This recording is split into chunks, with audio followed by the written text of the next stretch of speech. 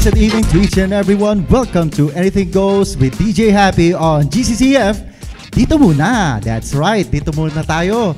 At maraming salamat ulit sa inyong panunood at pakikinig dito po sa ating programa ulit. Again, thank you all sa mga viewers natin ngayon online. Live na live po tayo dito ngayon. Again, welcome po dito sa Anything Goes on GCCF. Dito muna. First of all, special thanks po sa ating mga sponsors, ang ating mga partners. Unang-una po sa Wingspire Unlimited Chicken, also Luminosa Health and Wellness Products, and last but not the least, RCA Build Pro. Maraming salamat po sa ating mga partners and sponsors. Also sa ating mabutihing pastor, ang ating administrative pastor na si Reverend Rani Jacinto, Central UMC. Maraming salamat po sa pagkakataong ito. Now, jumping in sa ating special guests. Ayan guests. Plural po ito with S. Dahil tayo po ay magsi-celebrate ng ating Love Month or Hearts Day or Hearts Month po sa panahon po ng month po ng February. So ang ating mga special guests ay mga couples po. So nakakaano po ito, no? Nakakakilig to, no, sa ating mga viewers, and I'm sure na marami po makaka-relate po sa inyo po pag amin pong ipinakilala ang aming mga special guests sa inyo. Unang-una po, syempre, ladies first po, no? Bago po natin sila i-focus, no? Bago namin sila i-reveal sa inyo. Unang-una po, ladies first. Syempre, ang ating first guest ay isa siyang chairperson ng New Ministries dito po sa Central United Methodist Church. And of course, ang kanyang butihing kabiyak, ang kanyang hubby ay chairperson po ng SPPR or Staff Pastor Parish Relations Committee. So, let's jump right in. Please welcome, unang-una po, syempre, ladies first, Miss Mara Panganiban and Mr. Noel Panganiban. Woohoo! So, mapagpalang gabi? Mapagpalang gabi po sa inyong lahat. Good evening. Thanks for having us. Welcome po dito sa ating program na ito, Anything Goes with DJ Happy on GCCF. Bago po ang lahat, sige po, para icebreaker po sa ating lahat, pwede po kayong bumati sa ating mga nanonood. Sige, greet nyo po muna sila para wala po tayong makalimutan. Sige. Magandang gabi po uli. Ako po ang New Ministry Chairperson. Inaanyayahan ko po kayong lahat na umattend po ng GCCF service tuwing 3:00 ng hapon. Inaanyayahan ko din po ang hindi lang kayo, but lahat po ng inyong mga kaibigan, kaopisina, pwede din pong mag-attend sa ating GCCF service. Magandang gabi po. Ako po si Noel Panganiban. Ako po ngayon ang current SPPR Chair ng Central UMC.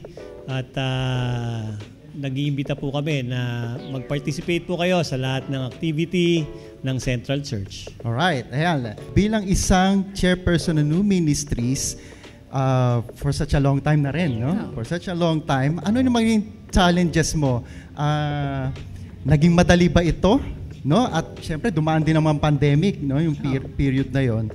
As chairperson of New Ministries, dito po sa Central United Methodist Church, ano yung biggest challenge na naranasan mo? Ang challenge na pinakamabigat, siguro yung madagdagan yung miyembro. Kasi contemporary service, we are a traditional church. So pag nagkaroon ka ng contemporary service, sino yung dapat mag-attend. So, nung pandemic pa, nagsara yung simbahan, di ba? Yeah. So, ngayon, mas malaking challenge yun kasi for a while, na-stop tayo eh. Wala tayong service. So, pero after pandemic, na-resume natin yung service natin. So, yung challenge na yon, pero based on last anniversary natin, yung kay Pastor Balang, nasabi niya naman na kahit tingin mo walang nangyayari, may nangyayari. Yeah, of course. So, yun na lang yung pinanghahawakan ko na kung sa miyembro man, hindi konti lang yung nakakadalo or sa ginagawa natin ngayon, konti lang yung nakikinig. Pero pag ni-review mo naman kasi itong podcast natin, makikita mo marami nag-view din eh. Yeah. So, hindi lang siya nalilimit na present sila sa service natin, but also during this pag pina-flash nila at pinapanood tong podcast. Yeah. At napansin ko rin yung before pa nung pandemic period, yung nangyari noon, talagang marami tayong members na outside talaga. Yes. Outside the church. Then yung dumating yung pandemic, talagang sad to say, unfortunately, maraming nagkawalaan. Of course, dahil nga yung situation, yung mga ganon. Sa tingin mo ba, Miss Mara, is naka-recover ba or nakabawi ba ang mga members ng GCCF? May mga bumalik ba at may nadagdagan ba? May bumalik, merong nandiyan pa rin. Ano siya continue siya. Nakikita ko kasi ngayon, hindi lang siya nalilimit sa yung dating nag-a-attend. Pero may mga bagong mukha. Yun yung pinaka-importante na andyan pa rin tayo, continuous yung mga activities na ginagawa natin. Aside from that, di ba, meron tayong basketball ministry. Yeah. So, hindi lang siya nalilimit sa mga miyembro na bago, but yung mga na-encourage din natin pagka during the basketball ministry. Yeah.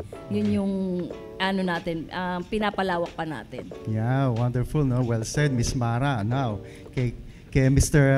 Kuya Noel Panganiban naman bilang SPPR chair. Nako, napaka Actually, very very sensitive to controversial. Controversial. Wow. Kasi talagang kailangan balance ka talaga dito, no? Bilang SPPR chairperson, or chair, ano naman ang biggest challenge na hinarap mo? No, how do you cope with the different people, of course, no? Siyempre pastor, ang iyong mga kausap dito and so on.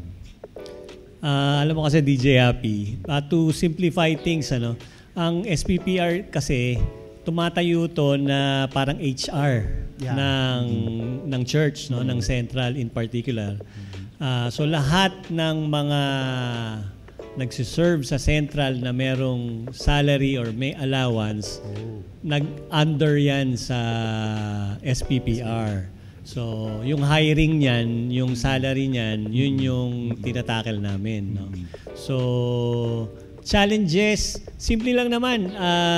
Ang pinaka-challenge kasi sa amin is makahanap kami ng magsiserve sa Central na kino-consider niya na yung position niya is a ministry to them, no? So, siyempre, ang under sa SPPR, unang-una yung ministerial team, no? So, yung mga pastor, yung mga deaconess. So, yun, naman niya, sinusupplyan ng annual conference. Ngayon, marami tayong empleyado. Mapa-regular or mapa-casual. From sa office na meron tayong bookkeeper, meron tayong supervisor na mga employee, meron tayong mga cleaner, may mga dishwasher, meron tayong parking attendant, meron tayong mga conductors, meron tayong mga pianist, lahat yan under sa SPPR. Ang pinaka-challenge dyan is to look for someone na hindi lang basta trabaho yung tinitingnan kung mag-employ siya sa Central, kundi tinuturing niya na parang ministry na rin niya. Bakit ko ba nasabi yun? Kasi for example, sa isang conductor, sa isang pianista, pag kinausap mo kasi sila, nakaset yan na every Sunday, ito yung schedule mo. Pero, paano pagka merong special Sundays? Ay, may special days, may special events. Sila din yon. So, depende yan sa schedule nila. Paano pag may namatayan?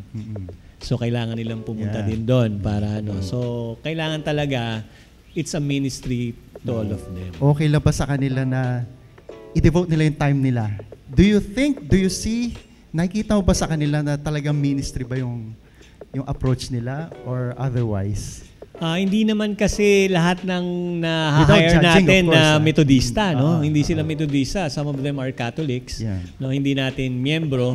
So, pero alam mo, yung ministerial team kasi natin, I think every Wednesday, meron silang weekly meeting at alam ko nagde-devotion din sila consistently. So naiintindihan paunti-unti ng mga staff natin kung ano yung gawain ng Central Church at na-imbibe naman nila sa sarili nila. Kaya makikita mo na nagiging part na rin ng ministry nila yon. Hindi yung basta attendance ako, gagawin ko yung trabaho ko, naintindihan na nila. Yun. Yan. So FYI po no sa ating mga viewers no, talagang importante po talaga yung may puso ka sa ministry, no? Wag po natin laging iisipin yung talaga yung sa side lang ng pagiging profession mo yan, di ba? Yung or something else. Kailangan ho unahin talaga natin yung pagsaserve natin sa Panginoon, no? At yung pagsaserve sa Panginoon, talagang may sacrifice yan. Yes. Totoo yan. May sacrifice yan eh. Sa akin lang, isi-share ko lang sa inyo. I make sure na yung mas malaki yung sacrifice ko eh. Yung sobra. Diba? Totoo yun eh. Yung sinasacrifice ko talaga sobra yung oras. Mas gusto ko yun eh. Para sa Panginoon. Totoo yun. I feel more, satisfied. Totoo yun. No, sa mga viewers natin. Mas masarap sa pakiramdam eh. Yung, pag naglilingkod ka sa Panginoon, hindi lang yung hindi lang yung parang may time limit ka. No, for this duration lang ng mga oras na to, ganon. Ako mas gusto ko kami, no, actually, mas gusto namin yung talagang sobra-sobra, parang sulit ang dating. Dagdagan ko lang DJ Happy, no? Kasi di ba pag nabe-bless ka sa work mo, nabe-bless ka sa lahat ng ginagawa mo, dapat naglalagay ka talaga ng time na makapag-serve ka. Kasi parang ang daming binigay sa yung swerte, tapos tatanong mo, Lord, ano na ba? Meron pa ba akong kailangan gawin? Marami. Parang, hiya naman ako. Ang blessing ni Lord, di ba? Hiya naman ako. Parang gano'n. Di ba, mga viewers, no? So, marami nakaka-relate dyan, no? Kaya kung meron tayong puso sa pagmi-ministry, go out. Di ba? Lumabas po tayo. Pakita tayo. Maging present po tayo. Magparamdam tayo sa mga churches natin, no? Especially kung dito tayo sa UMC, kung saan tayo members, di ba? Huwag tayong Zimbabwe na tinatawag. Correct. Pero diba? Nanggaling din kami doon. Zimbabwe kami before. Actually, usually ganyan eh. Sa isang church, napakarami members. Pero iilan lang yung active. Di ba? Well, reality po yan. Kaya wag po tayong Zimbabwe or Zimbabwe. So magkaroon po tayo ng role. Kasi ginagawa natin ito hindi para sa kung kanino.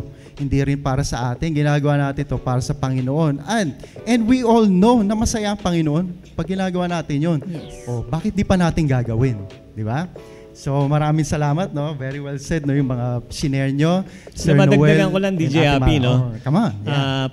Ako kasi ang magulang ko Metodista, no. So bata pa lang ako, na-expose na talaga ako. Pero just like everyone, nung bata ako, talagang pakalat-kalat lang ako sa church, no. So patakbo-takbo ako. Ako yung nakikita nyo na bata na biglang tatakbo sa altar, gumugulong doon sa may luhuran. So ako yun eh. So kaya nakikita ko yung sarili doon sa mga bata. Tapos ang tandang-tanda ko, ang gusto ng father ko, pag nag-processional, nandun kami. Pero oras na pag nagkamayan na, lalabas na ako ng church, naglalaro na ako niyan. Umiiwas. Tapos pag communion, hanapin na ako ng tatay ko, papasok na kami. O kaya pag yung pag yung panalangin pastoral, yung luluhod na sa harapan, tatawagin nila kami luluhod hanggang sa benediction. So, ganun yung nung paglaki ko naman, nasama na ako sa mga children's choir, yung mga ganyan. So, ganun pa rin. Aabangan ko lang yung kakanta na yung kakanta na kami, tapos maglalaro na ako sa labas. Nung lumaki ako, di nag-a-attend ako, pero nagmamadali akong umuwi. So pagkatapos normally ang Sunday school after church. Yeah. Tatawagin ganyan, pero ang dami-dami kong rason para umiwas. Pero actually puro kasinungalingan, wala naman ako talagang gagawin, pero tatakas pa rin ako. Napapaso yata. Oo. Pero uma-attend ako ng CI, yung the usual. Attend ako ng CI kasi may mga kaibigan. Pero ganun din, magliliwaliw lang sa CI, hindi naman seryoso. Ngayon, nung nakapag-asawa na, hindi pa rin nagbago. No? Kasama ko si Mara, sisimba kami, nagmamadali kami umuwi, hanggang sa na-invite na kami na magsumali ng choir. So, nag-choir na kami sa Tagalog service. So, after nun, pag may Sunday school, aalis din kami. Tapos may magyayaya ako, umattend ka ng council meeting. Ganyan, tingnan mo kung ano yung mako-contribute mo. Hindi ko pinakikinggan yun. Kahit na sinong pastor magsabi sa akin, wala akong pakialam. Basta uuwi na ako. Kailan ba yung meeting na yan? Sabado. Ay, lalong hindi ako pwede. Parang, diba? Tsaka na. Oo, tsaka na. No? So, pero eventually, alam mo, pag tinawagan ng Panginoon, pagkatas ng Sunday school, kung matatapos ang church ng 9:30, matatapos ang choir practice ng 10:30, matatapos ang Sunday school ng 12:30, may attend na pa kami mga meeting ngayon. So, ngayon parang kami, dedicated na yung church talaga, yung Sunday for the church, no? So, alam na namin yan, maghapon na yan. Hindi na siya, pupunta kami ng 8 o'clock, 9:30. Alam namin niya, pupunta kami dito ng 7:30, makakaalis na kami 3:30, 4 o'clock. Normal na schedule na namin yan. Kasi nag-uusap nga kami ni Mara, there are 7 days in a week. Yeah. So, sagad yung pagtatrabaho. Pero ang para sa Diyos, linggo lang, parang hindi pa namin maibigay, parang nakakahiya. Nakakahiya. Yun na nga yun. So, Miss Mara, baka may idadagdag ka. Hindi, siguro importante din yung kasama mo sa community. Kasi sigurado may nag-pray for us di ba?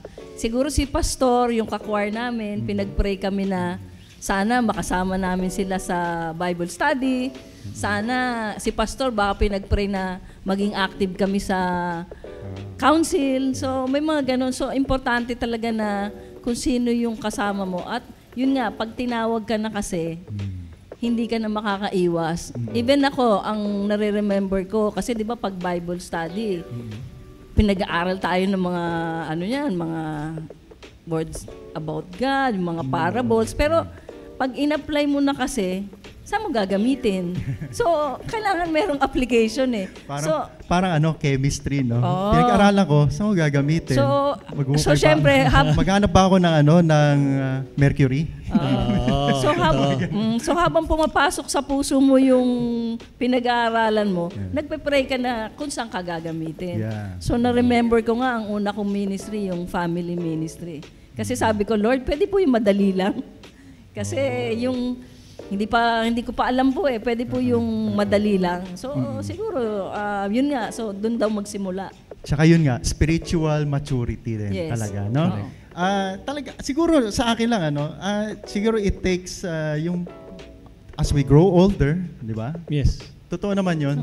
Kaya hindi rin dapat tayo, let's say, yung i-blame mo itong person na to na siya dati ganun, di ba? Pero ngayon, na siya? Yung pino na siya, di ba? Usually may mga usapan. Yes. Kasi part naman talaga, phase or stage ng buhay ng isang tao yan. Talaga may maturity, physically, and of course, spiritually. Sa case natin, of course, spiritually. So, hindi naman ako rin bago sa ganyan Hindi ako naiiba. Ganon din ako noon. Yung, let's say, mga younger years ko rin, talagang, eto nga no? Ayaw ko dati ng praise and worship. Yeah. Biruin mo, kinalabit ako ni Lord. Doon pa ngayon ako, di ba? Every Sunday sa GCCF. So, hindi natin masasabi, yung pag nagsalita tayo ng tapos, walang tapos-tapos kay Lord. Sa totoo yan. Kasi minsan kung sa mo ayaw, or not necessarily ayaw mo minsan, di ba? Yung parang in-ignore mo lang, yung wala kang time dyan. Pero diyan ka talaga ilalagay ni Lord eh, di ba? Kasi at ba't ka nilalagay doon, alam din ni Lord na kaya mong gampanan yun. No? Yung mga viewers natin, no, I know, marami dyan mag-a-agree doon. Meron bang advantage and disadvantage ang bilang mag-asawa, no, or magkabiyak na naglilingkod sa simbahan? Alam mo, advantage eh. Unang-una sa scheduling. No? Kasi kung isa lang sa amin yung active sa church, yung isa maiinip usually, yeah. O maiinip talaga eh, no? So lalo na ma-attend kami sa Tagalog service, no? So kung hindi ka kung isa lang sa inyo active, tapos ka na ng 9:30. So yung tapos yung spouse mo, ang meeting niya 12:30 pa eh. So mag-aantay ka ngayon yan, no? Tapos ang isa pang advantage niyan, meron kayong diskusyon tungkol sa church. At umaabot 'yun sa bahay. Hindi, 'di ba? Alam mo, kung estudyante ka tsaka nagtatrabaho ka, napaka-chaotic eh. Ang gulo, 'di ba? Yung mga deadlines na kailangan natin i-submit. Pero pag nag-church ka, sa service pa lang, parang may normalcy ka nang nararamdaman eh.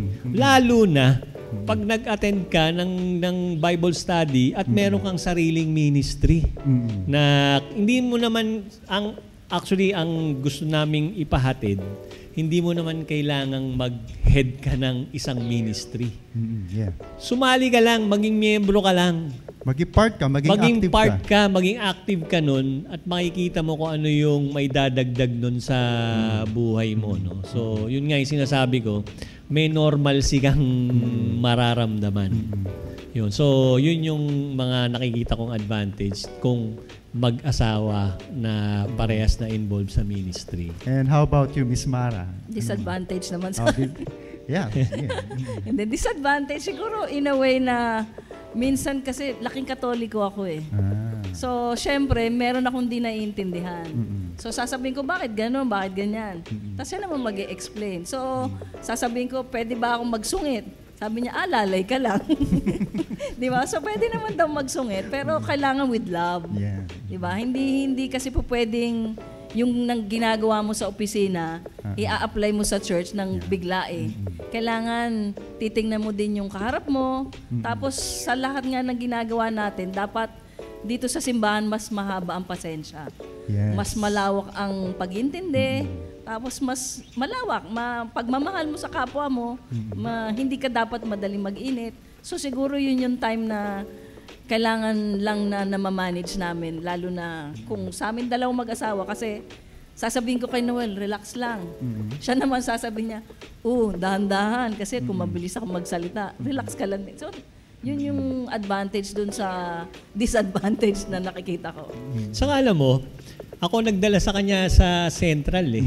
Mas marami siyang ministry sa akin. Mas marami siyang ministry sa akin, mas busy siya. So, ako yung HR, mga trabaho lang ng office ang ginagawa ko. Si Mara sa Katerbe yung ministry niya eh. So, ako ngayon na nag-aantay sa kanya. So ngayon naman, Sir Noel, yung kwento mo kanina, yung dati noon, gusto mo laging umaalis agad. Ngayon naman, talagang ayaw mo naman umalis. Okay lang sa'yo na mag-intay, no? Kahit correct. Ganun, no? Diba? So that's spiritual maturity. So lahat tayo talaga naka-relate dyan. Especially tayo mga Christians, no? Na active tayo sa churches. Totoo po yan. Now, moving on. Itong year na lang na 2024, what is your family bucket list? Thy will be done, kung ano na lang yung... Hindi kasi kami yung masyadong layong magplano. Siyempre, pangarap namin sa anak namin, di ba? Kung ano man yung... Kasi adult na yung mga anak namin eh. So, hindi na sila katulad ng bata na kailangan mo tingnan. Hinahanap na nga namin sila ngayon eh. So, may ang mga plano na lang namin for me ako sa personal ko, yung mga anak ko, kung saan ba sila makakarating sa career. Pero sa pamilya, Si Noel siguro baka meron. Ano kasi kami, very fluid kasi yung takbo ng isip namin. Hindi kami masyado nagpaplano ng malayo. No? So parang kung bibigyan kita ng example, no, nag-road trip kami ng pamilya. Pumunta kami, inisip namin pumunta ng Pagudpud. No? So basta sumakay lang kami ng kotse, tapos bumiyay lang kami. Walang plano yun. Wala kaming reservation ng kahit na anong hotel.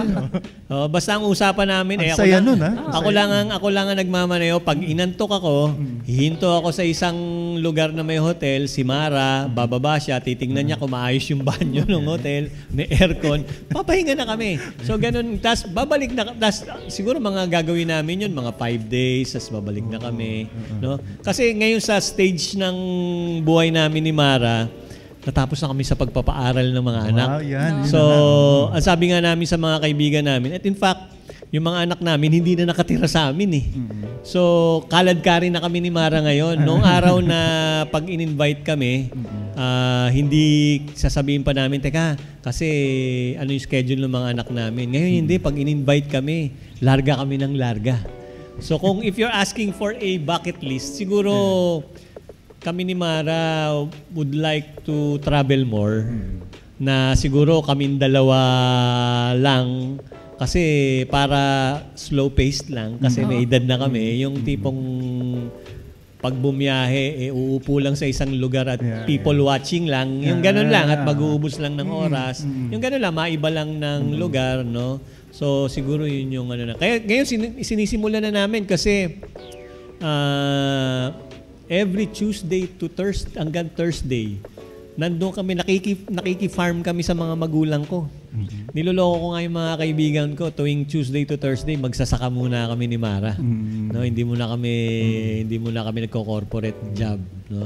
So, ganun lang siguro, relax na kami ngayon dahil medyo nakaraos na kami sa pagpapaaral ng mga bata.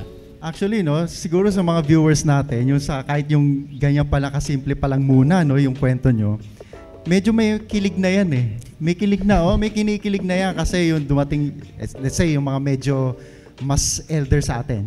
Talagang maiisip lang, parang ang gaan-gaan na ng buhay ninyo bilang mag-asawa, yung gano'n. Ngayon, datagdagan natin yung kilig na yan, no? Ngayon, kung sino unang gustong sumagot sa inyo, no? Sino mauuna?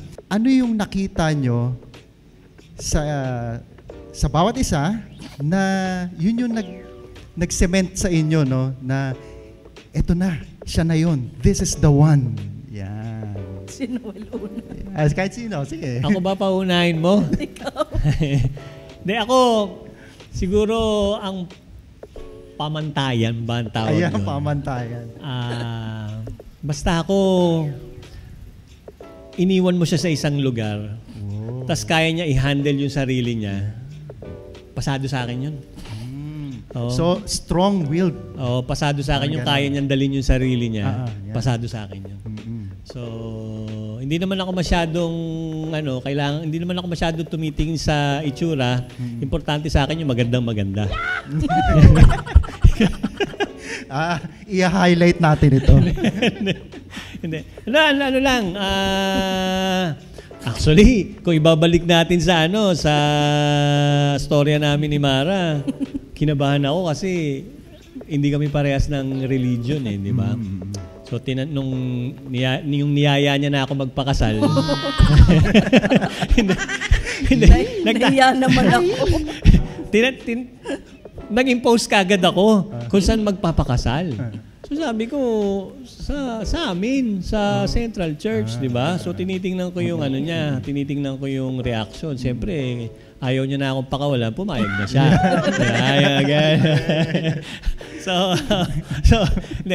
Actually yun yung isang naging factor din na hindi kami hindi kami magkakaroon ng conversation. Hindi siya issue. Na hindi ko naman sinasabi na isuko niya yung kanyang religion, no? Pero ang sa akin, unti-unti kong papakita sa iyo na saan ba ako nag-church, na kung okay sa iyo, sumama ka. So hindi naman naging issue sa kanya 'yon. So, 'yun. So isa siya sa factor, no, na kay Sir Noel na nakita niya na ito na nga. siya na to. Correct. What about you, Miss Mara? Kay Sir Noel naman. Wala na akong masabi. parang ano lahat kay na ano yung tanong mo? Ano yung nakita mo sa kanya na masasabi mo sa sarili mo talaga na I have decided, siya na talaga. This is the one. He is the one. Ganon. Hindi. Kasi unang-una kasi, di ba, kailangan nakikilala mo yung lalaki sa panliligaw pa lang. Oh, di ba? So, si Noel, di yata uso sa kanya manligaw. So, umakyat siya ng bahay namin. Wow. Hindi kasi po pwedeng mag-meet lang. Ewan ko ngayon kasi dati kasi nung panahon namin, iba pa. pupunta ka sa bahay, kailangan makilala ka ng parents, di ba? Yeah. Tapos, kailangan din makita kung ano ba yung ugali. Kahit paano nakikita mo naman, may mukha namang matino. So, sabi ko, okay naman. So, pumunta kasi baka kung hindi, di pupunta. Di pumunta naman ng bahay. And then, siguro, later on, makikilala mo naman yung ugali, di ba? Maayos naman. Kasi sabi ng nanay ko, kuha ka ng mapapangasawa, kailangan matino. Tanong mo saang school galing. Saang, ano ba yung parents, di ba? Kailangan titignan mo yung parents. Nung tinanong ko, saan yung magulang mo? So, retired, judge daw eh. Sabi ko, okay, check. So, yung mga ganun. Pero, personal, naman, maayos naman. So hanggang ngayon maka 29 years old kami. At 29 years. Wow, yeah. So 29 years yung marriage namin. Mukhang naman, hindi ako nagkamali. At saka alam mo, siyempre, pag hindi pa kayo kasal, laging best foot forward yan di ba? So parang yung magaganda lang yung pinapakita mo, no? Pero sa amin naman siguro, before pa kami kinasal, naipakita na namin yun So siguro habang tumatanda, lumalabas na yung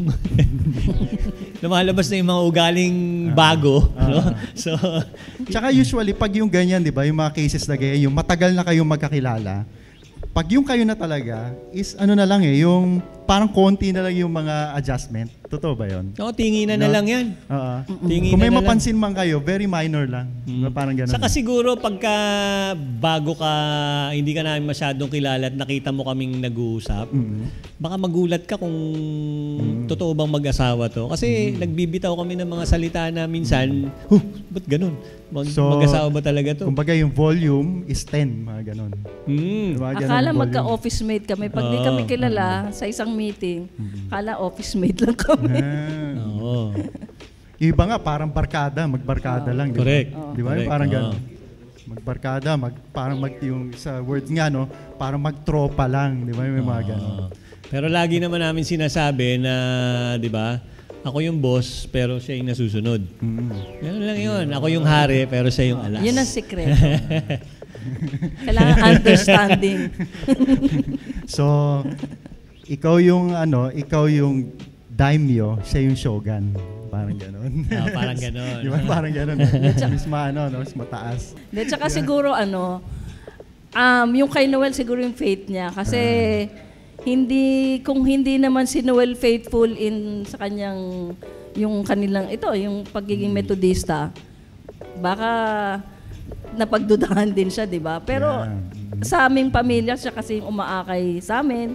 Siya pa yung nagtatanong, nakapagsimba ka na ba? Nung hindi pa kami kasala. So siya yung nagtatanong. So siguro, parang yun din yung importante, di ba?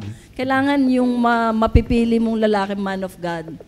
Kasi kung hindi, doon nagkakasimula. At the same time, pag meron kinasal naman kayo, doon naman yung yung kung mag-aaway man kayo, meron kayong panghahawakan, may babalikan kayo. Kasi nga, hinga muna kayo malalim. Yeah. Sa isang couple, no? Ano yung small, talaga, small things that really make your day? Yung pinakasimple lang na talaga nagbubuo ng araw nyo bilang couple. Alam mo, minsan nakakatawang isipin, pero yung minsan yung maliit na bagay na kinainisan mo, yun ang bubuo ng araw mo Di ba? Yung parang hahanapin mo Ako, example dati, si Mara, gigising niya na maaga. Tapos, magtatrabaho. Doon magla-laptop yan sa kama. At rinig na rinig, mga alas 4 na madaling araw yun. Ganun, di ba? So nakatapat na tenga mo yun, nakatapat sa tenga mo. Parang may popcorn. Di ba, irritating? May popcorn. Pero, di ba, that's something na, kunyari, di ba, ano ba yan, ang ingay, aga-aga. Pero actually, magigising ka talaga. Actually, minsan ine-enjoy mo na din eh, di ba? Ine-enjoy mo na rin yung, ngayon, ba't parang hindi na yata, hindi gumising na maaga, hindi yata nagtatrabaho. Parang baka may problema di ba? So, sa akin, hindi yung magandang ginagawa na, na yung pagising mo. Kasi normal, yung pagising mo ng umaga, ikaw yung lalaki, gusto mo, nakahanda na yung pagkain. Di ba? Yung mga ganun, di ba? Bed and breakfast. Breakfast in bed. Paglabas mo, iniisip mo daw. pa. Sabi hindi ganun. Parang ang umaga namin, may diskusyon kagad. yung wala pa yung diwa mo, tapos tatanungin ka ng tungkol sa math. Ha? Kagigising ko lang yung gano'n. Yan ang mga daily routine namin na to some people, baka kainisan, pero sa amin, tinatawanan namin yung mga ganyang bagay. Kinasasaya namin yun. Now, as a couple, kayo ba yung couple na do you say I love you every day or yung kahit tinginan lang kayo, okay na? Asan kayo doon? Siya, nire-require niya yun. Oo naman. Hindi, syempre, ewan ko kasi parang part yun eh. Hindi nga isang beses eh. Pag nasa kotse, pagkagising, tatanungin mo, nag-I love you ka na ba sa akin? So parang lang yun, nagiging normal na bago matulog, bago pagkagising, di ba? Kasi part yun ng, sabi nga sa mag-asawa, kailangan, aside sa action, kailangan mo din sinasabi. Tama ba, Noel? Tama. Tama po. So talagang everyday talaga meron nun. Yung word na I love you. Wow. Ano yung pagising? Meron. Paggising. Mga siguro yun? Mga 3? Mga ganun. 3-4 times. Wow, ang sweet. Actually, sweet siya, no? Healthy naman talaga yan, no? Sa isang relationship naman talaga, importante yan, no? Kahit, let's say, kahit hindi pa kayo, yung couple pa kayo na hindi pa naman kayo kasal din, yung kayo pala boyfriend or girlfriend, syempre kung talagang seryoso naman kayo, importante yun di ba? Yung love language din yun di ba? Yung assurance mo, di ba, na you love each other, yung mga ganon. Now, dyan napunta, no, yung pagsasabi ng I love you. So, ano naman sa tingin nyo ang key para sa isang healthy communication sa isang relationship? Alam mo, pagkagalit, wag muna kayo mag-usap. Ako kasi sabihin ko, sleep muna ako. Totoo. Kasi kung paggalit si Noel, pasok muna ako ang kwarto. So, ewan ko, mukhang laging siya yata galit sa akin. Pero kayo ba yung yung lumulubog yung araw na nasisettle nyo yung differences nyo or umaabot pa the next day? Depende, minsan tinutulugan. Kasi hindi kami naniniwala na dapat wag nyo tulugan yung problema. Kung, galit pa kung nagdiskusyon kayo na nagdiskusyon, lalong lalaki yung away, di tulog nyo na lang. Tulog muna. Pero ang tanong dun sa akin lang, buti nakakatulog kayo, no? Siyempre, medyo kayo, no? Hindi, magpe-pray ka kasi. Yan, yun kasi, doon, no? Pag nag-away kayo, siyempre, magpe-pray ka na, Lord, sana matanggal na galit ni Noel sa akin. O kaya naman, yung pinag-awayan namin, sana magkaroon na solusyon. Yeah. Pagpe-pray mo lang. Tapos, syempre, mo na siya, tatouch mo lang siya, pray over. Para wag na mainit ang ulo. Bukas, hindi na mainit ulo niya. Minsan kasi sa amin, hindi na namin kailangang kung sino yung una mag-apologize. Hindi importante sa amin yun Minsan pag nag-change topic tas natawa, yun na yun. Oo. Yun na yun. So hindi na namin iniisip na kailangan ikaw muna mag-sorry parang wala na kaming ganun. Parang na-overcome na namin yung ganung stage. Kaya pag galit. Pag galit. Hindi pa pwedeng isusuppress mo at hindi mo pwedeng sabihin ko ano yung kailangan mong gawin. Kasi pag hindi mo nilabas, Pag hindi mo in-express, baka lalong Nasira. Oo. Saka ang importante, wala nang ungkatan ng nakaraan. 'Di ba? Kung ano yung issue at hand, yun na lang yung pagtalunan. Kasi pag nag-ungkatan pa ng mga bakit dati nung araw ganyan ka, ngayon hindi na, 'di ba? So, magiging magiging unli yung discussion nyo, yung argument, totoo, no? Pag nag-ungkatan. At saka normal naman po yun, talagang sa relationship, sa couple, normal talaga yon. And maganda nga yung technique nila yung tutulugan lang or you keep quiet na lang, di ba? Usually ganun Which is true naman kasi the more you talk, yung tatapatan mo. Sasabog. Diba? Sasabog talaga yon kasi itong kampo nito, didepensa yan. Yung kabila rin, didepensa. Di parang talaga yan, conflict talaga. World War, tinatawag doon. Alam mo, meron kaming time dati na sabi namin, labas tayo ng once a week, ng gabi. Yung tipong lalabas kami ng 9 p.m., uwi kami mga 1 a.m., yung ganon. Tapos, di sasabihin niya, ikaw pumili ng wag mo na akong pahirapan, ikaw pumili kung saan tayo pupunta. Alam mo ginagawa ko? Pipili ako ng lugar na may entertainment. Yung may banda, yung may kahit acoustic man lang, di ba? Sabi niya, bakit tinatanong ako ng mga kaibigan ko, ba't paglalabas kayo, date kayo, di kukuha ka ng may tumutugtog, hindi kayo nakapagkwentuhan. Sabi ko, alam mo kasi, okay na yung mga 30 minutes, 1 hour na nagkukwentuhan, di ba, sa kotse, while traffic. Kasi pag wala na kayo mapagkwentuhan, mamaya nag-aaway na kayo Kasi mamaya argument na yung nag-aargumento na kayo kasi naubos na yung topic di ba? Tapos dahil naubos na yung topic, wala ka nang masabi, meron kayo nabanggit, yun yung nag-spark. Yun ang mag-spark ng away, di ba? Kaya kung may entertainment, nood na lang kayo, di ba? Mag-enjoy na lang kayo, di ba? Ganun na lang yun. Maganda yun. At saka, importante din, Happy, yung pag-aaway, dapat hindi nakikita ng bata. Yeah. Lalo na kung ang bata, ang anak mo yung mga toddlers or yung hindi pa adult sila.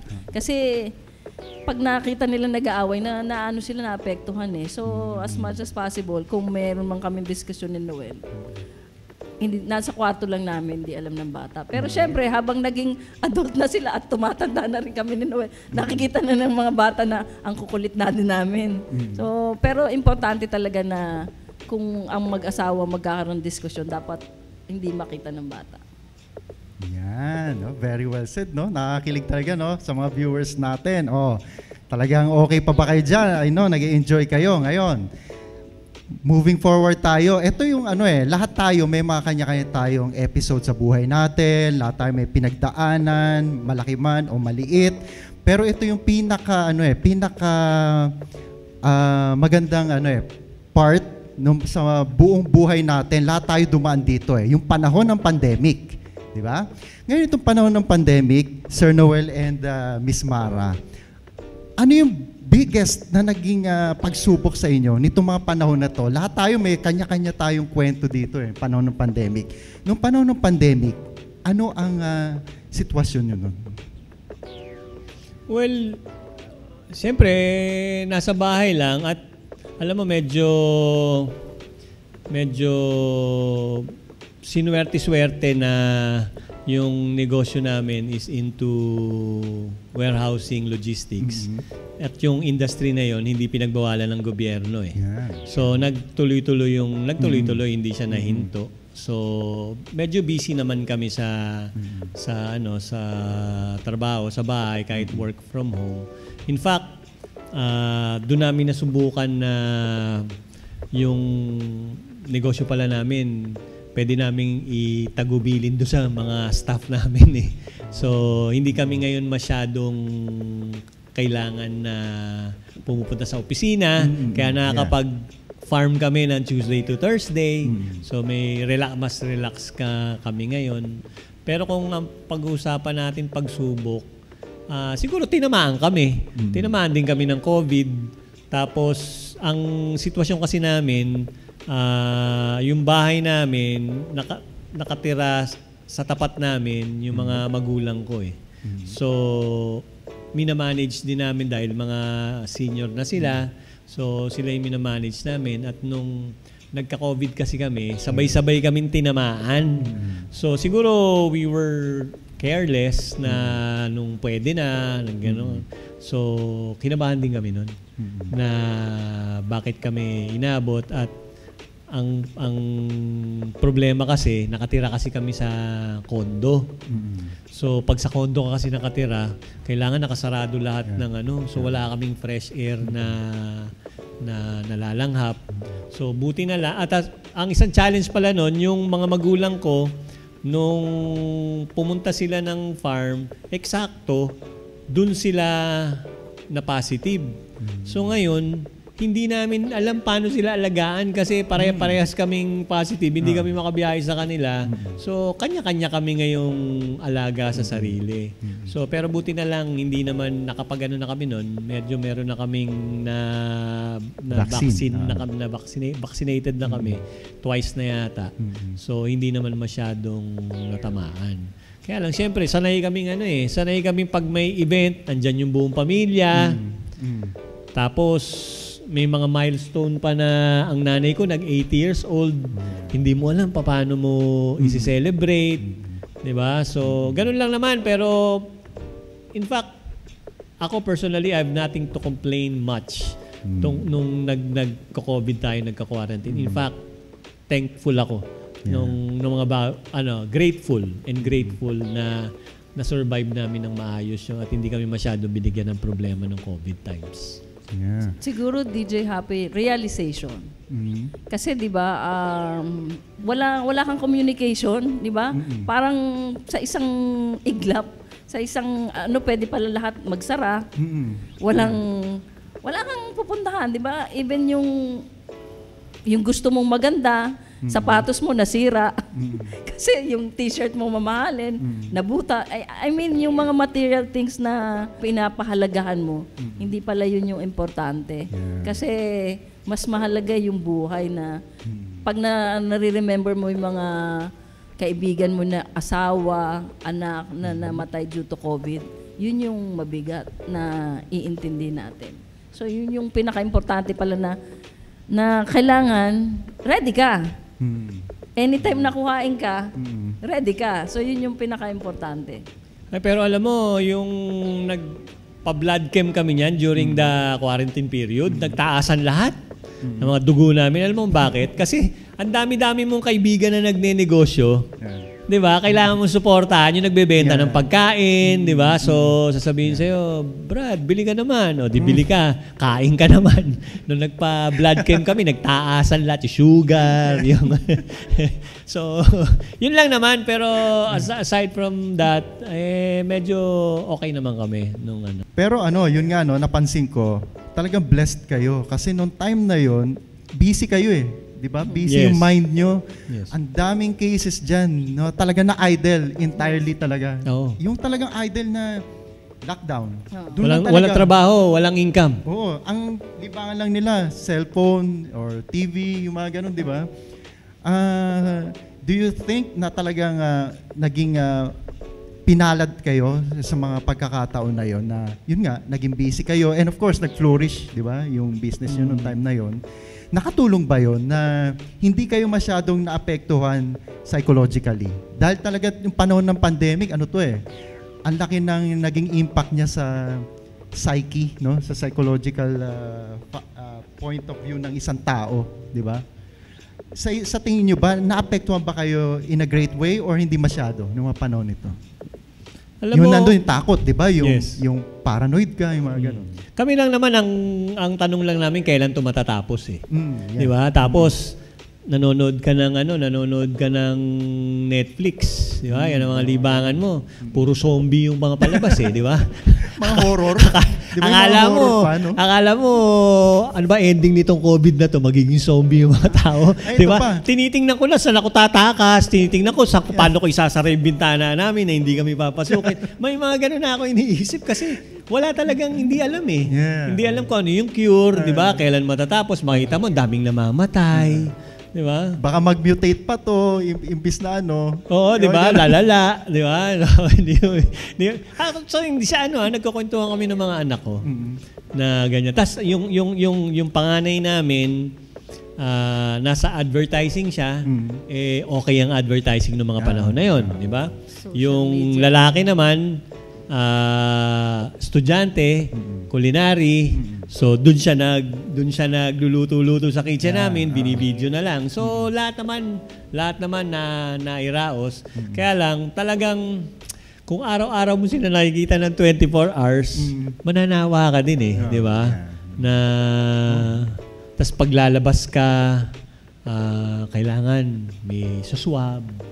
Yung gano'n, gano'n na yung sitwasyon mo regularly. Actually, ang ginawa ko, nagpa-deliver pa ako ng mga dumbbell. Kasi iniisip ko, kailangan physically fit ka. Mental. Hindi lang mental and kailangan physically and mentally fit ka, di ba? Bumili pa akong dumbbell. Kaka-dumbbell ko, nung kaka-exercise ko, pag-check namin, tumaas naman yung creatinine ko. So, yung mga ganun mga bagay, kasi talagang hindi siya normal Hindi normal yung mga period na yun. Kaya totoo yan no? Tapos si Mara, alam mo si Mara ang nangyari dyan? Naging expert sa Shopee tsaka Lazada. Yeah. Ang nakakatawa dyan, di condo kami, sa labas may guardhouse. Di pag may delivery, hindi naman papapasukin yung nagdi-deliver Pupunta ka sa clubhouse, sa guardhouse, magkokotse ka pa. Tapos pag deliver sa'yo, i-spray-sprayan mo, di ba? Tapos pagbalik mo ng bahay, maliligo ka. Tsaka meron kang gano'n. Oo, di ba? Naka-face mask ka na, naka-ganon ka pa, yung shield, di ba? Naka-face shield ka pa. Kung 4 na beses nagpa-deliver si Mara, 4 na beses ka maliligo na. Parang kasalanan ko. Mental health ko din. Siguro happy, God is so good, di ba? Yung, kung makikita mo, may mga tinamaan ng COVID, di ba? Yung sa amin, na-shield kami. Diba? Pero at the end of the day, binigyan ka ngayon ni God ng, wala kang kailangan hanapin, wala kang nandyan lahat, diba? So yun yung in return, ano yung kailangan mong gawin sa church, anong kailangan mong gawin pagsisilbi. So yung being kind to us, yun yung the reason na active kami sa church. Yan. Napakaganda ng ating mga usapan at kwentuhan, mga viewers. Sigurado, kilig na kilig at very inspired kayo. Nakaka-inspire talaga yung mga sharing ninyo ng inyong life stories. Especially ito pinag-usapan lang natin during yung panahon ng pandemya. Talagang relate tayong lahat dito. May kanya-kanya tayong kwento, may kanya-kanya tayong ups and downs. At kitang-kita sa ating mga special guests na pagtagumpayan nila. Just like all of us, lahat tayo, kaya tayo nandito ngayon. Diba? Victorious tayo. We survived yung panahon na yan, yung panahon ng pandemya, and we are here. Bakit? Dahil tayo ay nasa Panginoon. And let's not forget, tuloy-tuloy lang tayo dyan. Hindi porke medyo normal na ngayon. I can safely say, parang normal na rin talaga ngayon. Huwag tayo makakalimot. Diba? Minsan ganun yun yung may pinagdaanan ka, natuto ka. Nung naging normal na ulit, bumalik na ulit, parang nakakalimutan mo ulit, yung mga pagiging mapagpakumbaba mo, pagiging humble mo, yung mga pagiging simple mo. Minsan, dyan natin nakita, yung buhay na yun, panahon na yun, bumalik tayo sa pagiging simple. Correct. Totoo lang, di ba? Correct. Hindi tayo makagalaw, hindi tayo makalabas. Kung lalabas man tayo, ang daming limitation, daming bawal. May mga sundalo, na-experience ko yan May maraming sundalo sa kanto ng street mo, mga pulis, mga naka-PPE, PPE, oo. Naalala ko yan, relate din ako dyan sa panahon na yan. Pero here we are, we are still here, victorious, nag-survive tayo. Kaya lahat po tayo, lagi po nating tatandaan, let us not forget na ang Panginoon, kasama natin palagi yan. Kahit anong sitwasyon, unang-una lagi sa lahat, ang Panginoon. Alright. So let's talk about yung inyong mga ministry. Unang-una, sports, no? Yung basketball ministry, Sir Noel. Yes. Sige. Alam mo kasi, ang experience kasi namin dyan, una kasi dati na-invite ako ng isang, malaking church, no? So, napakasimple lang nung ministry nila. Kung mahilig ka mag-basketball, punta ka. Tapos, mga 2 hours lang 2 hours yung mga games. Tapos, kalagitnaan, pahintuin nila, tas mga siguro 5 to 10 minutes devotion lang, tas laro na naman ulit. Tapos umaabot yun ng siguro mga 80 to 100 players in a day, no? So actually isa yun sa gusto sana natin mangyari sa Central kasi alam mo, para dumami tayo dito, kailangan nag-i-invite tayo ng kabataan. Yeah. If you look at our population here, no, so mas marami yung senior sa atin kaysa sa kabataan. So this is one way for us to invite them, no? At hindi naman tayo hindi natin pino-force na mag-church sila sa atin, no? So ang approach natin sa kanila, maglaro lang tayo ng basketball and we will try to share the word of the Lord with you for 5 to 10 minutes, no? Tapos mag-basketball ulit tayo. Alam mo, makikita mo 'yan sa kilos nung mga umaattend nung basketball kasi usually pag pupunta ka sa basketball, ang bilis magmura diyan.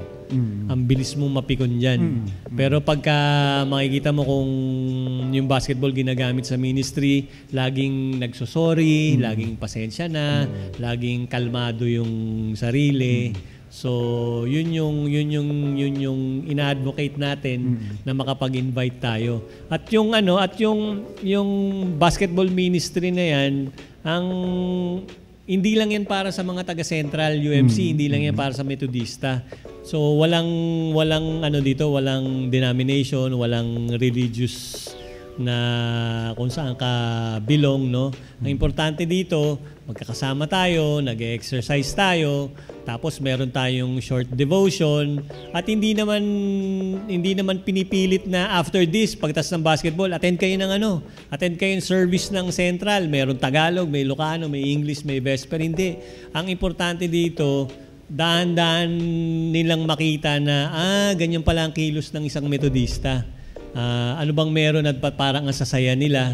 Ano bang meron at ginagawa nila to? So pag sila, eventually, sila na rin ang magsasabing saan ba kayo nag-church, no?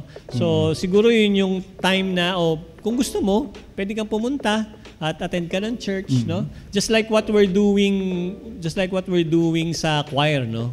Sa choir kasi, sa Tagalog choir, hindi puwersahan yun, no? So, mag-i-invite lang kami na kung gusto, tapos that's it. So, kung gustong sumali sa choir, yun. So, it's the same thing dun sa iba't ibang ministry ng Central. Sinasabi ko nga lagi, pag nagka-council meeting kami, no, ang Central, napaka-expert sa pagtulong sa community. Yeah. Yung mga street children, yung mga seaman, yung mga natutulog sa luneta, ano na yan, naka-set up, naka-line up na lahat nung projects for that one. Pero paano naman yung mga estudyante na nakapaligid, no? Actually, ang Central kasi, very strategic yan kasi napakaraming eskwelahan na nakapaligid dito. No? So, paano ba natin sila makakasama? Meron ba tayong dapat buuin na bagong ministry for them kung nasan yung interest nila, no? Alam mo naman kasi sa Pilipinas, it's a basketball country, no? So, dun pa lang meron na tayo. Siguro binubuo namin, baka volleyball naman for the girls, for the ladies, yung ganong approach. Saka minsan nalilimutan natin yung yung paano yung mga well-to-do na individual. Ba't parang wala tayong ministry for them? 'Di ba? Parang ang ministry ba't natin talaga limited to the yung medyo may problema financially. So hindi naman siguro kailangan pangkalahatan yung ministry na binibigay ng Central Church. And how about you, Miss Mara? Aside kasi sa new ministry, Yeah. church and society coordinator din ako. Nung una kasi, di ba sabi ko nga, family ministry muna. Yeah. Tapos nung medyo lumalalim-lalim na, ang prayer mo na, saan pa ako gagamitin? So timing naman, wala yatang na-assign for church and society coordinator. So, pinag-pray ko yun. Kasi si Noel sabi, hindi ka yata pwede dyan. Sabi ni Noel, pag outreach yata, hindi pwede sa'yo. So sabi ko, o di, again, magpe-pray ka. Tas tama-tama, lahat naman ng gagawin mo, kung hindi, pag ang prayer mo tulungan ka ni Lord kung sino yung magiging kasama mo. So, lalagyan ka ng tulong So, ang maganda nun, si Ate Eva, chairperson ng outreach, sinabi ko sa kanya, Ate Eva, ito lang yung kaya kong gawin. Sabi niya, walang problema, basta willing ka. So, glad to know na ngayon, yung ating Legoland, paka-active ng ating mga donors, mga sponsor. Yung mga bata, kompleto yung kanilang, every Saturday. So, kaya naging Legoland kasi ang aim nun is paliguan yung mga bata kahit once a week. So, aside sa pagpapakain, meron tayong Bible study for them, tapos paliliguan. Tapos nagkakaroon tayo ng different sponsors. So, ang sponsor natin up to March, first quarter, may nakapag-pledge na. And then yung mga pinag-aaral natin na bata, yung mga estudyante natin, kahit maliit na amount, active sila ngayon sa ministry ng church natin. So, yun yung patuloy na pinapalago ng outreach natin, ng ating church. Another ministry ko sa church yung sa outreach, no. Marami tayong activity na kinikater natin do sa mga street children, street people. Ang masasabi ko lang siguro sa mga viewers natin, hindi ka lang naman limited dun sa na nandyan lang sa tabi mo na nangangailangan. But also you can do outreach din sa mga kasama mo na baka in terms of baka kailangan ng tulong na nandyan lang pala sa tabi mo. Diba? Ang importante nga magsimula ka dun sa kasama mo sa bahay, kasama mo sa kapitbahay mo. Kasi yun yung pag sinabi mo kasing outreach lang na more on yun nga sinabi ni Noel, di ba, na kailangan ba mahirap, kailangan ba na kapos sila? Hindi meron din mga kinakapos in terms of baka kailangan lang ng support, di ba? Yung pag-outreach is yung emotionally you can support the person, di ba? Yung mga ano ba yung pwede mo maibigay. Kaya ang outreach napakalawak. Napakalawak niya na talagang ang prayer natin na yung ating mga viewers na nakakapanood ngayon, siguro yung kung ano na share namin na maisapamuhay nating lahat. At yun nga, para hindi lang tayo nakalimit sa personal natin. Yan, well said. How about the multipurpose building? What can you say about it? Alam nyo kasi, yung multipurpose building natin, matagal nang pinlano yan. At ngayon ay maisa sa katuparan na. Yeah, no? At ang approach natin dyan kasi is very inclusive. No? Meron kasing thinking na kailangan may pera yung nagdo-donate dyan. Hindi po, gusto po naming sabihin na hindi po yun ang mangyayari. Kasi nag-devise po ng scheme yung grupo na in charge diyan na everyone can participate, no. In fact, nakalagay doon na pwede kang mag-donate ng 8,000.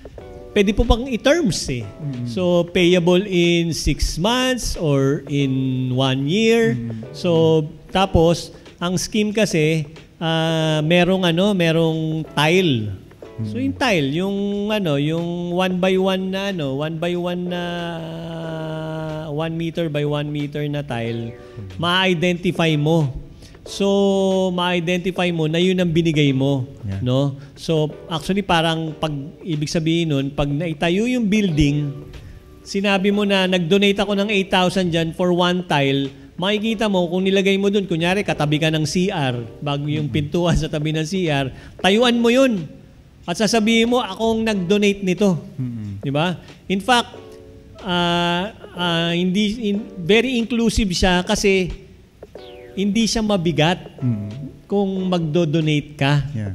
No? Hindi siya kailangan na, kailangan niya magdo-donate ng 50,000, 100,000. Hindi. Pwede ka mag-donate, pwede ka maging participant for 8,000 at payable pa in 1 year.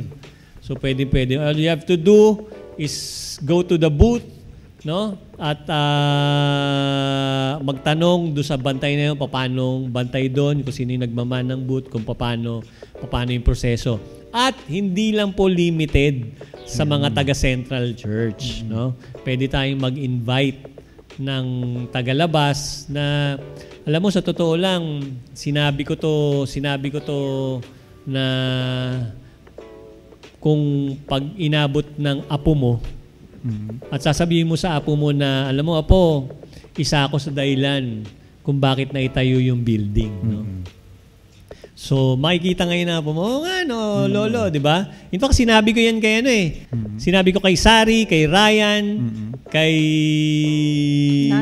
kay Nante.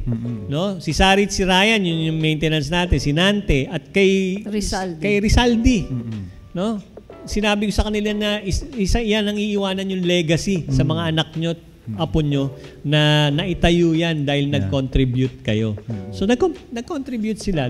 That is a proof na talagang very inclusive yung ating building project.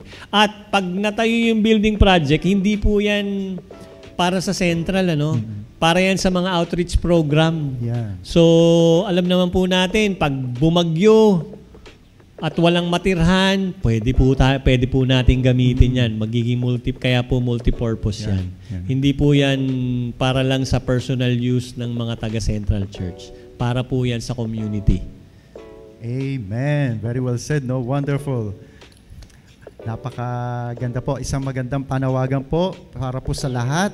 So, wag po nating iisipin, no, na ito ay exclusive. Hindi po. Hindi po. Para po sa lahat ito, at yun na, nabanggit nga ni Sir Noel, you will leave a legacy.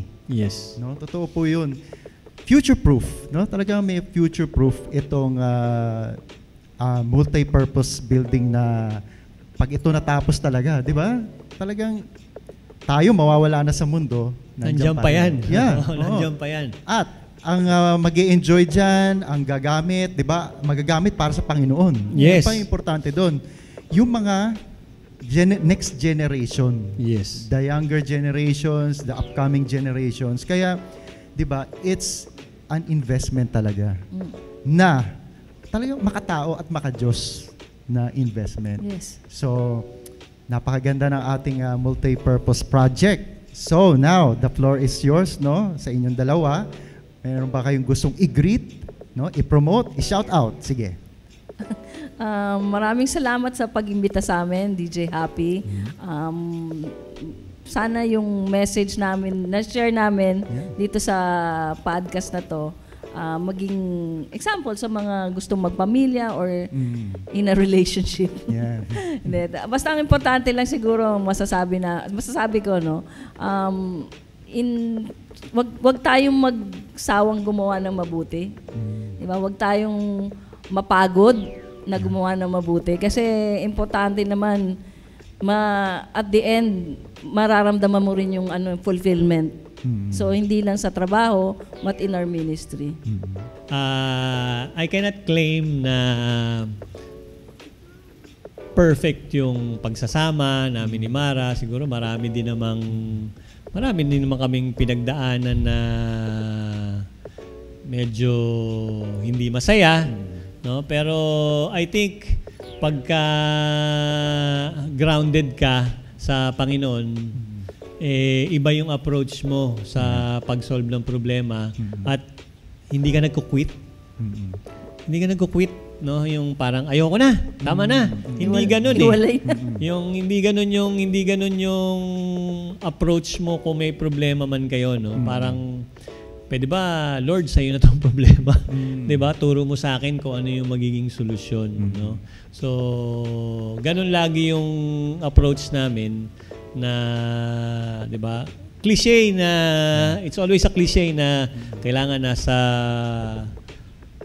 inyong kalagitnaan ng inyong relasyon ng Panginoon. Pero, without even asking it, nandyan siya.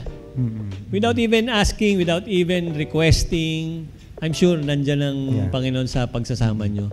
So all you have to do is to accept, no, na tutulungan ka niya. Do not try to solve things on your own. Kailangan lagi kang humingi ng tulong. So para tumingi ng gabay. At siguro, isa pa, yung mga maliliit na bagay, matuto kang magpasalamat. Hindi yung dun lang sa malalaking victories, malalaking success. Doon mo lang siya naiisip. Siguro, kami ni Mara, si Mara kasi mas prayerful sa akin eh. Maamin ko man o hindi. No? So, mas prayerful siya. Pagising ng umaga, magpipray na kagad siya. Pagsakay ng kotse, pagandar ng auto, magpipray na siya. Paggabi, ako nakatoka. Minsan hinihintay kong makatulog na siya para naka-skip na ng prayer. Hindi, joke lang. Maiksi na lang yung prayer ko kasi tulog na siya. So, yun ang toka ko. So, importante maging prayerful tayo. Actually, ako nga, sa ngayong Valentine's, no? Ang prayer ko lang sa sarili ko, mas maging prayerful ako. No, na kasama ko yung pamilya ko. Tsaka, siyempre, nawi-witness ng mga anak mo. No, na ako kasi mahilig ako sa tradisyon eh. So sinasabi ko sa kanila, pinasa sa akin ng mga magulang ko yung Easter Sunday na traditions na Easter Sunday sa yung maaga. Yung, ngayon nasa na siya, nasa QC circle na siya. Hindi ko pinapalagpas 'yon. So mahilig ako sa tradisyon. So yun ang gusto kong makita ng mga anak ko na ipagpatuloy nila. No. And aside from that, kung may gusto sana akong iwan na challenge dun sa mga viewers natin, lalo na nasa Central Church, no. Alam niyo po ang napakagagaling po ng mga Metodista. Alam niyo pag sinabing Metodista, unang-una magaling na singer. No, kumakanta yan for sure. Tapos pagka recognition day, ang daming awards sa school, no? So I think siguro dapat po gamitin natin 'to sa sumali po kayo sa mga napakaraming ministry ng church. Hindi po kailangang mag-head kayo ng ministry, hindi po kailangan na sobrang dami ng yung expertise nyo, may diploma kayo or certification. Importante po yung presence nyo lang. Yun po. Kumamay lang tayo sa mga miyembro, napakalaking bagay na po. So Sir Noel, nabanggit mo na ang mga Metodista, mga talented, di ba? Una-una, ito na lang, mamimili ako, isa lang, yung singing. Sabi mo, may mga mahuhusay umawit. Ngayon, bilang kayong couple, ano ang inyong theme song or meron pa kayong specific song na talagang relevant sa inyong pagsasama? Wala kami theme song. Pero nung kinasal, alam mo, dito kami kinasal sa Central eh. Tapos, pilit kong inaalam kung sino yung naging wedding singer namin kasi inarrange na lang ni Tita Babes yun eh. So ang kinanta niya, How Did You Know? Uy. Yeah, How Did You Know? So, hindi pa kinakanta ni Gary Valenciano yun.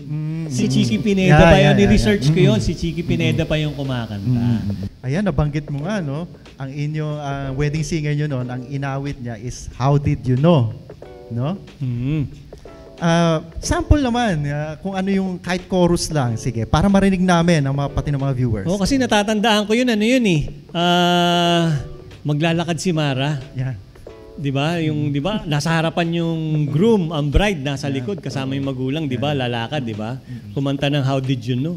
Nakuha pang umiyak, no? Umiyak-iyak pa. Sabi ko, wow.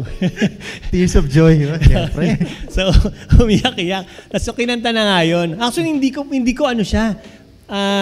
Very seldom ko siyang, alam ko narinig ko na yung kanta. Pero, hindi naman yun yung theme song namin. Pero, lumalabas na pag tinutugtog na yun, Yun na yung naging team song namin. Okay? Wedding So parang isang line lang sa sa chorus lang parang, how did you know I needed someone like you in my life? Yan. Sino ngayon ang in love? Talaga, pang-choir talaga, no? Tenor. Hindi, bass ako. Bass ba? Kala ko kasi tenor. Tenorture. Kidding aside, no? Actually touching yon. So, yun yung natandaan yung song kasi nung panahon ng wedding nyo. Na talagang tumatak hanggang ngayon. Hanggang ngayon, diba? no? So, technically, parang yun na rin yung theme song nyo. Yes. Kasi diba, siyempre, I'm sure, the moment na every time na marinig nyo yan, diba, nasa sasakyan kayo, narinig nyo yan, alam nyo na, iisa lang yung nasa mind nyo na, ay, saka ito nasa yun. playlist ko yan, sa Spotify, nasa playlist. Diba? Ayun, diba? Version ni Chicky Pineda at ni Gary Valenciano. Yes. Para matuwa naman yung misis ko. So nakakatuwa, no? Mga viewers, ayan, nakakakilig ang ating episode for the whole month of February. Talagang Hearts Day kasi ang panahon na ito, di ba? Panahon ng mga magkasintahan, panahon ng puno ng pag-ibig. Kaya I'm sure maraming nakarelate sa inyo sa mga kwento, na very inspiring na kwento, the stories ng ating special guest na the Panganibans, no? Miss Mara and Sir Noel Panganiban. So, any last words, no? Isang ingredient lang pala, no, para sa inyong dalawa, kung sinong gusto sumagot or pwedeng both. Isang ingredient lang para sa ating mga aspiring or yung mga upcoming na yung magiging couple na sila someday, no? Especially mga the young ones. Ano ang isang ingredient na para maging okay ang kanilang relasyon? Malalim yata si DJ Happy. Siguro secret lang kailangan unang-una you respect your husband o yung magiging kasama mo. And then yung love nyo na andong kasi kailangan, kung nag-aaway kayo, love mo pa rin, di ba? Yeah. Kahit anong mangyari, kahit mag-away kayo, dapat nandun lagi yung love. So, may experience mo lang yung love. Kung meron kang, sabi nga ni Noel, puro prayer. Always, pagpe-pray mo, everything, yun yung lagi ko sinasabi lagi na, hindi naman masosolve yung kung hindi mo pagpe-pray. So, kailangan yung trust in God will always be there. Yun nga, lagi ko rin binabanggit, no? Prayer is the most powerful weapon. Totoo po yan, na lang natin yan na kakaligtaan lang usually natin kasi ito yung bagay na hindi naman kasi natin nakikita literally. Di ba? Prayer. Pero talaga ito yung pinaka-powerful weapon ng bawat isa sa atin, no? Lalo na yung mga believers, no? Tayo mga Christians. Kaya wag po natin aalisin yon. And it shows, yun yung payo nila para sa ating mga upcoming na yung mga couples natin, especially the younger ones, no? Ako may DJ Happy ako, baka magulat yung viewer natin kung mga viewers natin sa suggestion payo ko. Huwag kang pikon. Hindi pa pwedeng pikon kasi habang tumatanda kayo, no? May mga peculiarities na naglalabasan, no? Pagka napikong ka, ay nako, talo ka talaga. Talo ka talaga. So importante sa mag-asawa, hindi ka napipikon sa isa't isa. Yun, napaka-importante para sa akin yun. Kaya wag po kayong pikon kasi pag pikon, pikit. Yung mga ganun, di ba? Yung mga memes lagi, no, sa social media, kung ano-ano talaga yan. Ayan, very well said. Maraming salamat, Team Panganibans. Yan, Miss Mara and Sir Noel Panganiban. Thank you. Maraming salamat sa inyong pagdalo at for this time, no, na sa kwento na lang nila kanina, talagang busy sila. Totoo yan. Busy couple. Hindi lang po sa kanilang line of work, pati dito lalo, I think sa church, mas busy kayo dito. Alam ko yan. Pero nandito kayo ngayon. At maraming salamat. We feel honored po lahat ng Anything Goes crew. We are so delighted, no? Maraming salamat sa inyong pagdalo dito. At naging aming mga special guests. So now, we will move on before we end, no? Marami pa sana tayong marami pang kwento actually, pero hindi naman pwedeng forever. Wala naman pong forever talaga. Meron lang next week ulit. Yun ang sigurado. Kaya tayong lahat dito, let us all be reminded that we can make a difference in our homes, we can make a difference in our work, we can make a difference in our school, we can make a difference in our church, no? Yes. We can make a difference in anywhere we go and whatever the things that we are going to do or doing right now, no? We can always make a difference. Bakit? Dahil tayong lahat ay nasa Panginoon. And let us all be reminded kung ano man yung mga pinagdadaanan nyo, malit man ito o malaki, always remember that ako, ikaw, tayong lahat, we are all God's masterpiece. Ayon nga sa Ephesians 2:10. Lagi po natin tatandaan yan. Kaya cheer up, look up, huwag po tayong problema sa kinabukasan. Why worry? Don't worry because we are God's masterpiece. So maraming salamat muli sa lahat na mga nanonood ngayon dito pa sa Anything Goes with DJ Happy on GCCF. Dito muna. Again, this is DJ Happy saying, pagpapala pa more and keep the faith, everyone. God bless us all.